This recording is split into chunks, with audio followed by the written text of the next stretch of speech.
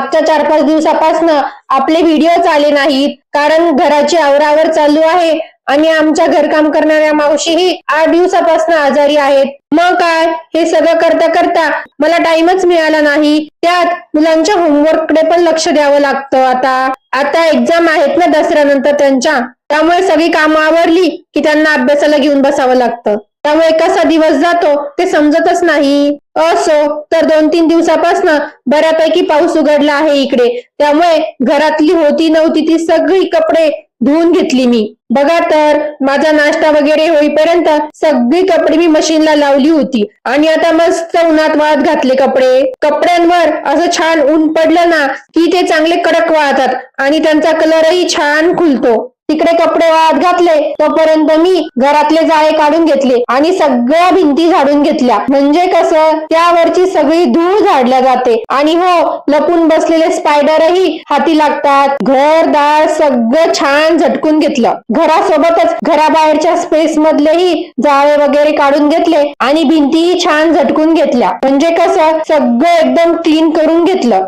त्यानंतर मग bed sofa आवरून घेतला, त्यावर पडलेली धूळ झटकून घेतली. त्यावरची धूळ झटकण्यासाठी मी असा शर्ट यूज करते, त्यामुळे सगळं एकदम व्यवस्थित झटकलं जातं. सोफ्यावरची धूळ झटकून घेतली म्हणजे आता सोफा कव्हर धुवून घातला की सगळं एकदम छान टकाटक होऊन जाईल. बेडशीटही चेंज करून धुवायला टाकले आणि सगळं घर छान झाडून पुसून घेतलं. बघा तर, किती छान दिसतंय सगळं नीटनेटकं आवरलेलं घर. पण ते 1-2 तासासाठी. एकदा का मुलं उड्या मारायला लागली की सगळं जिकडं तिकडं करून टाकतात.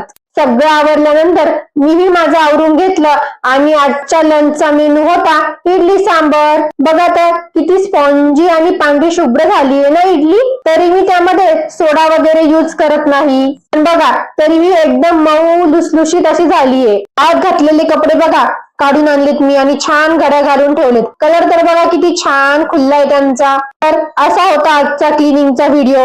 आवडला असेल तर एक लाईक आणि सबस्क्राईब नक्की करा.